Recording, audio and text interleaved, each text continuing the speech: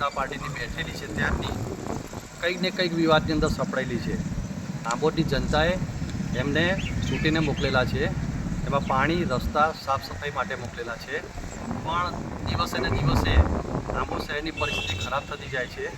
ગટરો ઉભરાય છે, કચરાપેટી ઉઠાવવામાં આવતી નથી, પાણી વ્યવસ્થિત પહોંચતું નથી.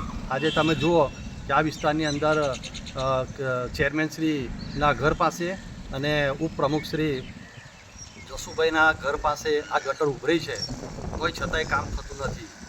મને એ વાતની સમજ નથી પડતી કે પ્રમુખને સભ્યો સપોર્ટ નથી કરતા કે સભ્યોને પ્રમુખ સપોર્ટ નથી કરતા.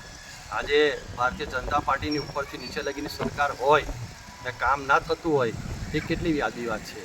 આ તમારા આંતરિક અંદરના ઝઘડાને કારણે આંબોદ શહેરની પ્રજા વેઠી રહેલી છે.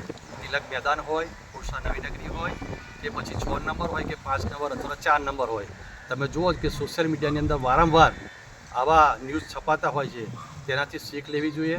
અમે કોઈ વ્યક્તિગત યા તો પાર્ટીના વિરોધ નથી, પણ એક નાગરિક તરીકે અમારી અપીલ છે કે આ કામ તાત્કાલિક કરવું જોઈએ, કારણ કે મોહરમનો મહિનો આવી રહેલો છે અને અહીંયા બાળકો પણ જઈ રહેલા છે. નગરપાલિકાના સાધનો સરકારશ્રીએ ગટરો સાફ કરવા માટે, ફાયર સ્ટેશન માટે તમામ સાધનો આપેલા છે, પણ આ લોકો રિપેરિંગ કેમ નથી કરાવતા? નગરપાલિકાનો સરકારનો ફંડ આવે છે, એ ફંડનો ઉપયોગ કઈ જગ્યા પર થઈ રહ્યો છે તે સમજ નથી પડતી. મારું એક જ માનવું છે કે તમારા ઝઘડા બંધ કરો અને આંબોદ શહેરની પ્રજાને જે દુઃખ પડી રહેલું છે તેને દૂર કરવા માટે અમારી અમરજ છે.